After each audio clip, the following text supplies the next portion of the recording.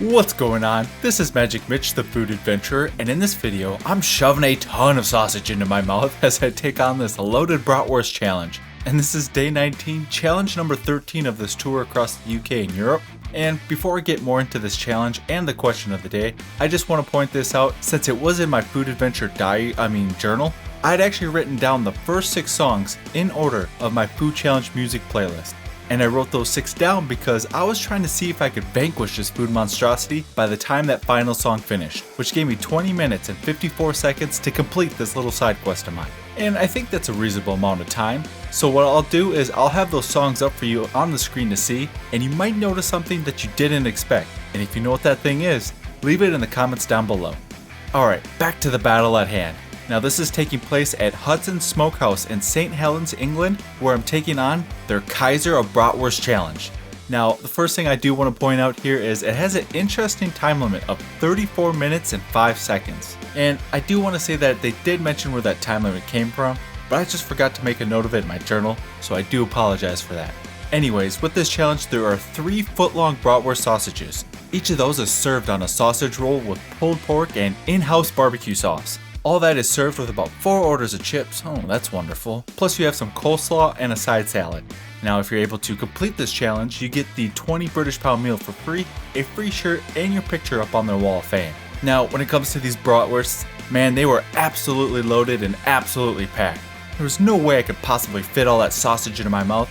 Well, at least not with all the bun and the toppings. So what I was going to do for this one was I was going to eat the sausages one at a time, then possibly use some of the sauce and the other items to eat in between bites. And also I did know that I wanted to attack those bratwursts first, and anything else in between I assumed I would just figure it out as the battle continued on. And I'm glad I started with the sausages first because they were a bit on the dry side, which made them tougher to take down.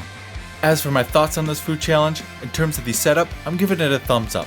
First off, you got that gold standard, which I always love to see, which is the free meal, the free shirt, and your picture up on the wall of fame for completing the challenge.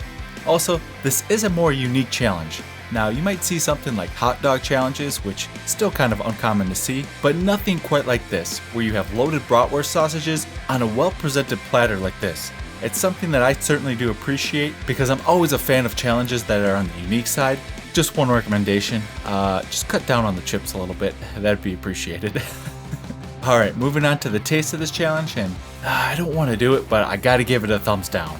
As I said before, the sausages were pretty dry, and I don't know if it was where the toppings were meant to be where all the flavor came from, cause it certainly wasn't coming from those bratwursts. And as someone who reigns from the Lands of Lambeau, I'd like to think I know a thing or two about bratwursts. And the same thing with the pulled pork.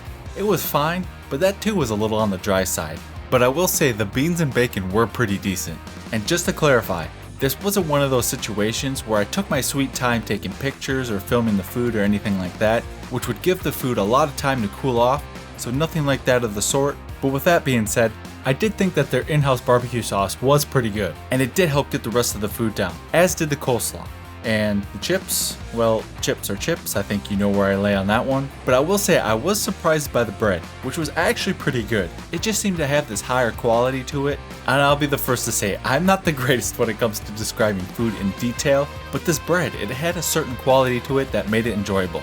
Was it one of those instances, say like with burger challenges, when you get to the bread and you're just thinking about that bun and you're just like, oh, settle up bucko, this is going to be a grind. It was more like, oh, okay. Yeah, I can work with this. This is pretty nice. So those are my thoughts on the food challenge at hand. Now for the question of the day. It's not really a specific question per se, but the general idea being asked is whenever I hit a wall and I'm starting to feel full, how do I push myself to keep eating? Which is kind of what's happening in this very food adventure. So when that does happen, something I like to do is I like to remind myself to just slow things down, collect your thoughts, and gather your composure, and of course, remember your ABCs, which is always be chewing. Because once I stop chewing, it feels like it takes so much effort to start up again. So I try to figure out a slower eating pace that I can keep and just kind of grind my way to whatever's left, piece by piece. And if I haven't done so already, I'll switch from water to Diet Coke to get that refreshing palate cleanser to help fight off flavor fatigue, then continue to jam out to my favorite tunes, which hopefully will keep me distracted and focusing less on the food. Because for the most part, it's a mental game. While yeah, you might be getting full, but you're not physically at your max, if that makes sense. But yet, you don't exactly want to keep forcing the food down, because it just might force itself right back up, if you know what I mean. Also, I gotta say, if you made it this far into the video and you're enjoying your time watching, and you appreciate my honest thoughts when battling these food monstrosities, I would greatly appreciate it if you took a few seconds to leave a little magic of your own by liking the video and leaving a comment or question down below to keep the conversation going. Or if you have a question you'd like me to answer in the next question of the day, be sure to drop that down below too, and I'll see you in the next food adventure.